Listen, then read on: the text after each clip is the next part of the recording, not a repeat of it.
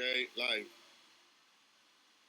So, good evening to all the fans and followers of the Human Facebook page, and thanks for joining us tonight in this probably the first live streaming that we do on the page. Let's give some time to the algorithm to do its job and that you know that we are connected. Tonight we are here with Marco Cappato, who is the founder of Humans, treasurer of Associazione Luca Coscioni, and co-founder of Science for Democracy, and former MEP. Hi, Michael. Ciao. Ciao, ciao. And Lorenzo Mineo, who is the coordinator of the Humans activities around political rights, and is also the chief editor of the petition to the European Parliament that we submitted yesterday. The purpose of tonight is to talk about this initiative that you have seen on the Facebook page, which is called EU Can Do It, a petition to the European Parliament on COVID-19, social and economic and climate crisis. And we're going to try to discuss together why we are working on this initiative today, which is the day before the plenary session of the European Parliament. What is the situation of the management of coronavirus emergency in Europe? What could have been done and what can be done? And why a group of citizens across Europe decided to use an instrument of participatory democracy, such as the petition to the European Parliament, to try and offer a solution to the European Parliament. So I think we can start, and I thank Michael Bryan and Roberto Mancuso for managing the technical side of this experience to make it possible. Feel free to ask questions in the chat, and also to share this video with your friends on Facebook, because it's an opportunity to discuss the role of citizens in this mess we're currently in. So, talking about mess, I will start with Marco Cappato. If you can tell us a bit your perspective on how the crisis was managed so far at an European level, and which were the main obstacles for a joint solution, and why we reached the point that it was needed a proposal from us. Thank you, Virginia, and ciao to everybody. So tomorrow, Thursday, it will be the first public European debate on the coronavirus. This is what we have to keep in mind. Up to now, all the debates have been national debates, and national governments in the European Union, in Europe, in a way or another, followed a different path, their own path. But it's clear that in nowadays, the issue is also a European issue, which needs a European response. So European governments discussed among them, but only in secret meetings, the council meeting, video conference, and so on. The European Parliament is the only public arena in which this issue can be discussed. This is why we decided to activate a tool of participatory democracy, which is the petition to the European Parliament, in order to address not only the emergency and so the need for cooperation to stop the pandemic, but also the medium-term and long-term initiatives, so on the economic side, and also institutional reforms in order to give to the European Union the needed competencies to address the issue. So this is why we decided to activate this tool. It will be very important to follow the debate tomorrow at the European Parliament. I hope that the thousands of people that are already signing the petition will be allowed to add a civil society voice and proposal to the debate of tomorrow. Before going into the details of the petition in itself, I think it's important to understand the Spinelli project, I think it's a keyword that can help us to understand how the European institutions work together and why we decided to address the Parliament to our proposal. Can you tell us a bit about the functioning of the European institution in this situation and where it got stuck, the process got stuck in terms of joint management? Well, the European Union does not have direct competencies on health issues. This is the main obstacle. There are emergency competencies, civil protection and so on, but the treaties are attributing to the European Union only coordination powers in the issue of health policies. And you mentioned the Spinelli project. In 1984, the European Parliament voted a proposal for a new treaty drafted by Altiero Spinelli. Will now be recorded. Drafted by Altiero Spinelli. This conference is no longer being recorded. And this reform treaty, approved by the Parliament, was giving to the European Union, to the European community at that time, competencies to face pandemias, so direct powers to face pandemias. Unfortunately, national government did not approve this proposal, and this is very important to bear in mind to think how crucial could be to have a Europe capable of responding very quickly to the needs that a pandemic can trigger in a situation like that. So, to talk about the COVID-19, the coronavirus, and to talk about Europe and institutional reform is not a different thing. Is a way of talking about the same thing. Let's not forget that the funding, the beginning of Europe was conceived as a reaction of World War II. So, from a tragedy, national governments and national states realized that it was needed to have a common policy. So this is why I think this very dramatic moment, it's also a good occasion to craft and design the new power and competencies for European Union. And Humans is fully committed to that endeavor. Thank you, Marco. So let's move to the technique that we are using and we are applying for this initiative. Of course, everyone nowadays has, everyone not, but a lot of people have opinions on how the situation should be managed. What we tried to do, and we're going to talk about this with Lorenzo and then again with Marco, what we tried to do was to come up with a proposal that wasn't only Humans' proposal, but it's the result of a joint effort among citizens, organizations across Europe. Last week we had a meeting, and those of you who follow our page probably have seen it, called the first meeting of the Council on Participatory Democracy. This meeting was called before the outbreak of the coronavirus with a few partners. I want to mention European Alternatives, IFIS Foundation, the Centre d'Action Laïque in Belgium, and the Good Lobby. And I hope I didn't forget anyone.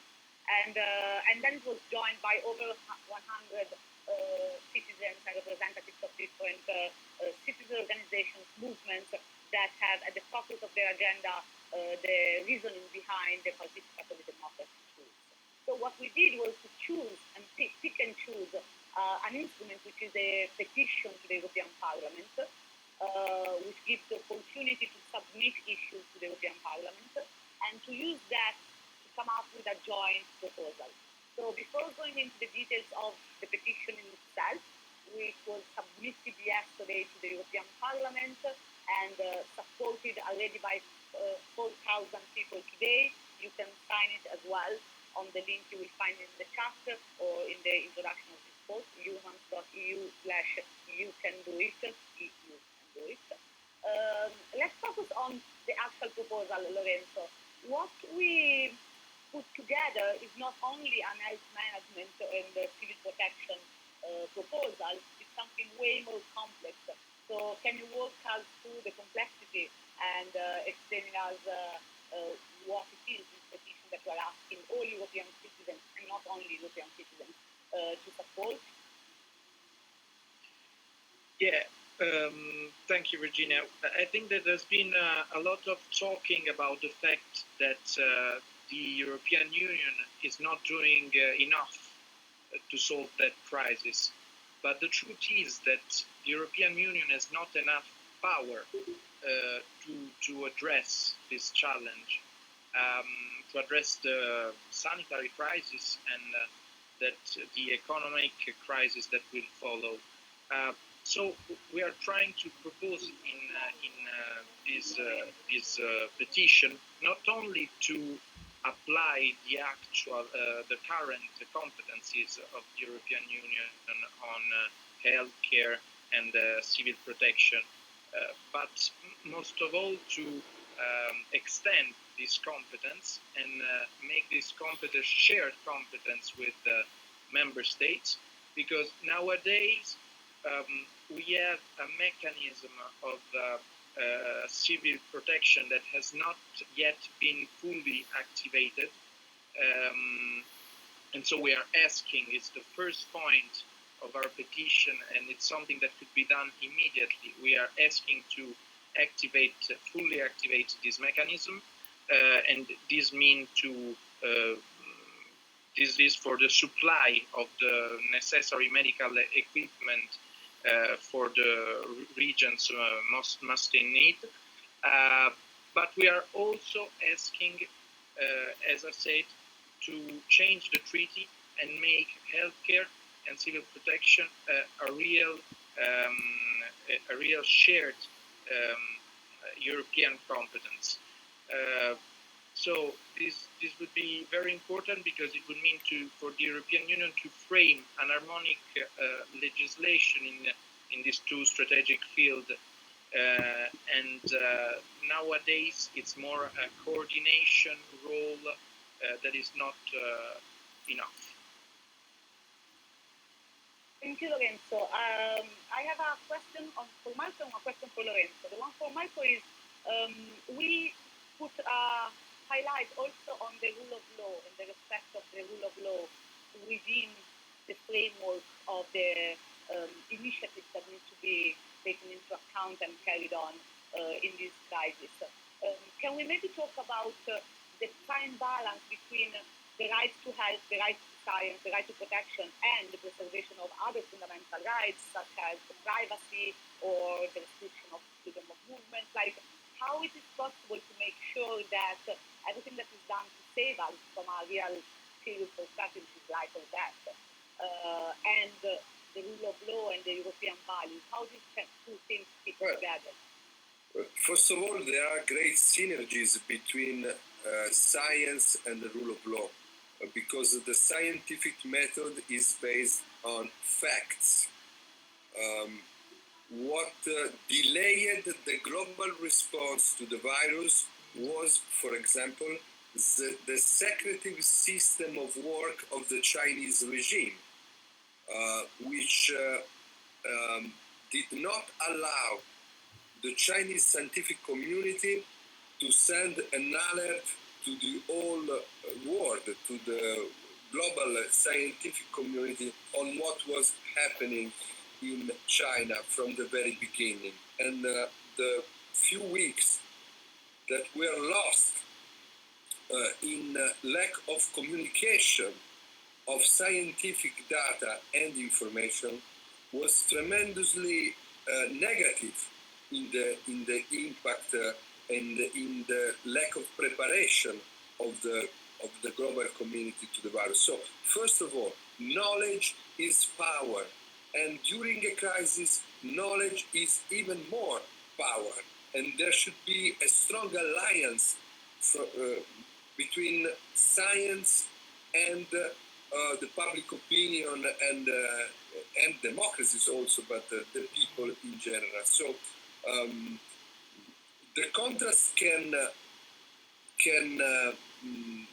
exist regarding the security measure. This is a problem because, of course, the very fact that we are talking from our home, that we are not allowed to go outside, with some exceptions, is a limitation of our fundamental freedom. The important thing is that those limitations should be very well motivated, again, showing to the public opinion data, information of the adequacy of those measures. Even when the privacy is violated or the principle of privacy are limited, they should be done in a limited way, proportionate to the result. On the other hand, talking about the rule of law, we have to put a special attention to those categories that are more fragile because or they are weak from very different aspects, because those people are the people most hindered and in a way damaged by what is happening. For example, homeless. It's easy to say stay home. If you are homeless, you need special intervention. Refugees that are crowded in the Greek island, what is happening to them with no possibility of applying social distancing and so on. Very poor people that for whom the suspension of 3, 4, 5, 6 weeks of salary is not just a postponement of the economic expenditure, is something that can touch the vital resources to carry on their life. And then there is the problem of the functioning of the institution. Viktor Orban in Hungary already took the opportunity to propose emergency measure to suspend the power of the parliament.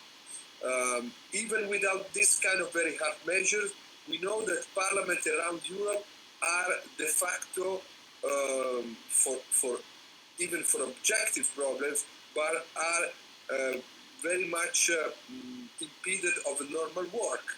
The Italian parliament is meeting right now while we are speaking. It's the first time they are debating the issue of coronavirus. The European Parliament finally will meet tomorrow, as we said at the beginning. It will be a first occasion for a European debate, and to the European Parliament is addressed our petition. So there are different aspects of dangers to and risk for the rule of law and liberal democracy. We need to focus on those aspects and to put lights on what is happening.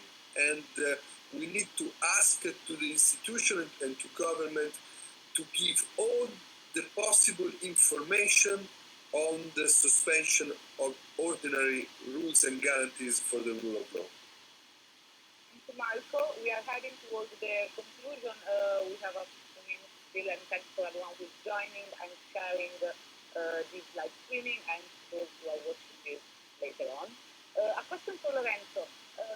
One of the points that we raised in the petition is about the conference on the future of Europe, which was a planned initiative triggered by the European Commission, but not only, a 2 years long process of dialogue between the institution and the citizens and the civil society.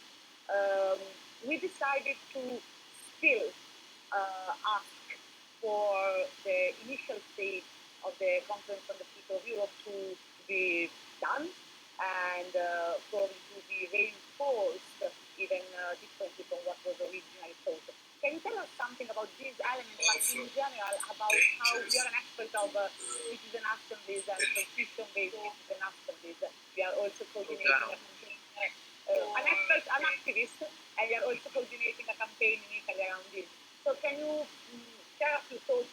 about the importance of citizens' engagement in this moment and innovation around the connection between the citizens and the represented people in the institutions and the conference of the future of Europe as well. So first of all, we thought that the conference had to be saved from its own surreality. So we couldn't let the same object, the same topics under discussion. So in our proposal, we are asking to reframe and reshape the objective.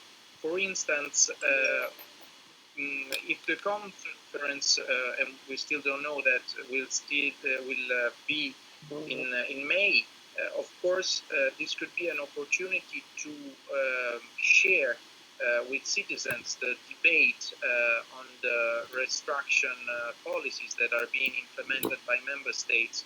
So, as Marco said, when you propose very restrictive measures against civil liberties, you have to create a debate. And so, what a good opportunity, a conference on the future of Europe involving citizens from all countries to discuss this measure together with citizens, putting together scientists, experts, and citizens, as in the basic mechanism of citizen assembly, which are citizen composed by randomly assembly composed by randomly selected citizens. So for all those who may not know that the Conference for the Future of Europe was supposed to be this kind of huge assembly, in part composed by randomly selected citizens to discuss some of the reform needed for Europe.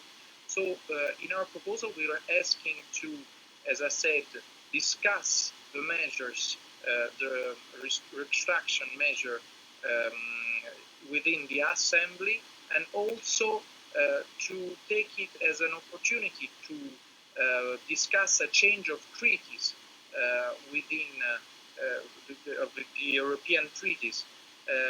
Because one thing that this crisis is showing is that the European Union needs a constitutional reform in order to have a true federal power.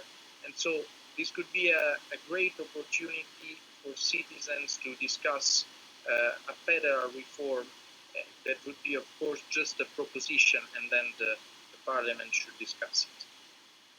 Thank you, Lorenzo. Just a last point with Marco before going for dinner.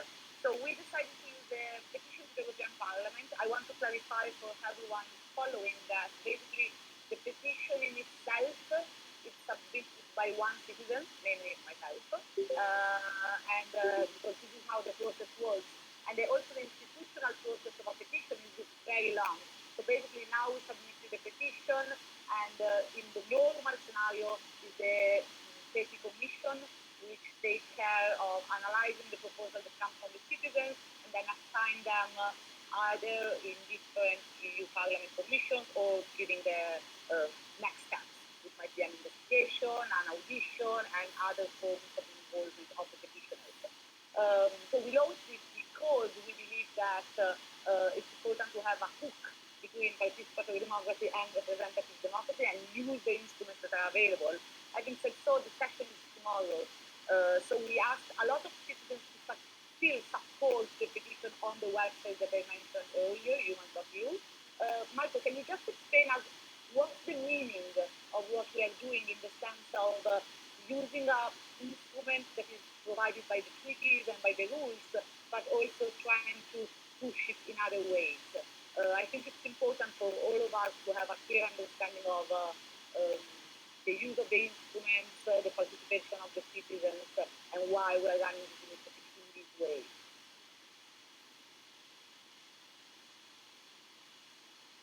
I'm afraid you are frozen.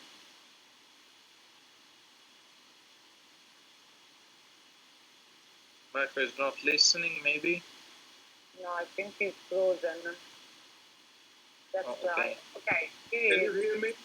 Can you hear me? Yes. Yes. Did you hear my question? Okay. Yes,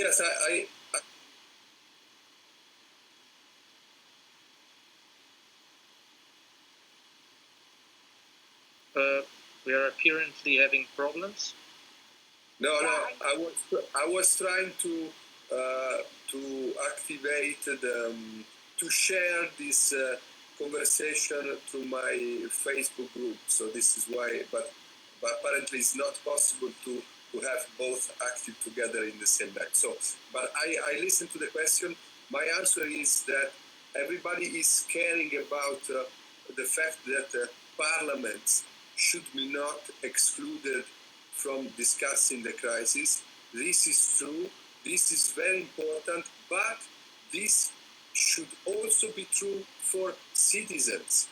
We cannot accept the idea that parliament are not good for emergency times.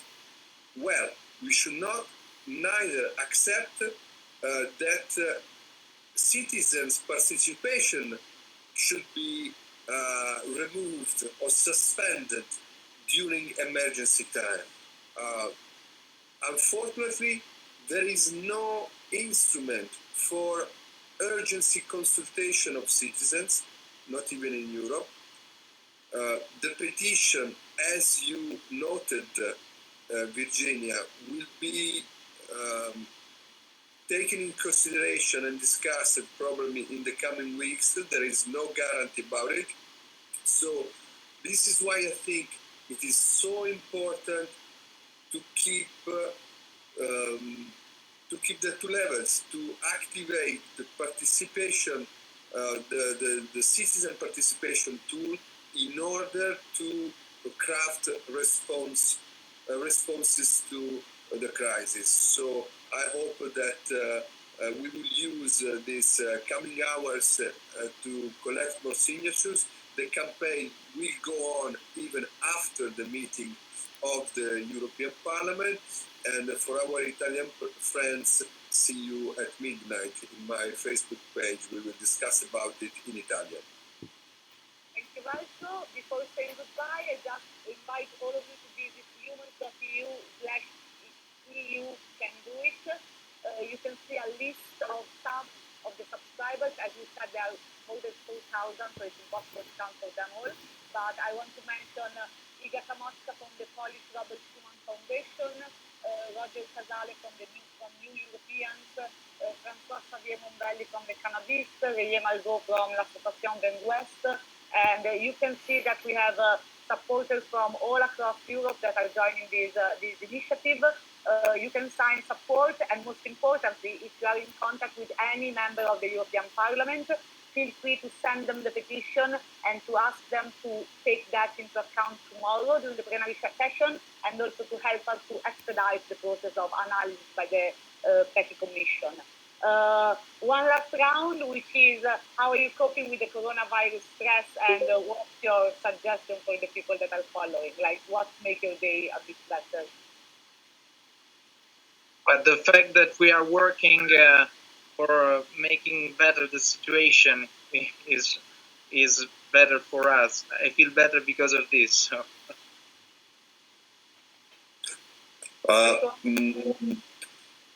don't know. I'm not. I don't feel myself good enough to give suggestion to anybody. But I try to organize my time and to do some physical exercise in the morning when I wake up, and to eat some fruit. So it's not very original, but eat fruit, make gym, and try to stay active. Great. My advice is to enjoy the spring. I know it's hard, but the sun is amazing outside, so let's feel the sun even if we can't walk into it. For the Italians that are listening, I'm sure they are, I also suggest to listen to the podcast produced by Associazione Luca Coscioni, Agenda Podcast in particular. It's plenty of insights and scientific approaches from the different angles of coronavirus. And okay, thanks everyone. That was a very first for humans, but I think we're going to do it again. Thanks, Marco. Thanks, Lorenzo. Thanks, Michael Bra and Roberto Mancuso for making this possible. And humans.eu/you can do it. Hashtag you can do it. Have a good night. Bye. Ciao, ciao. Good night. Ciao. Ciao.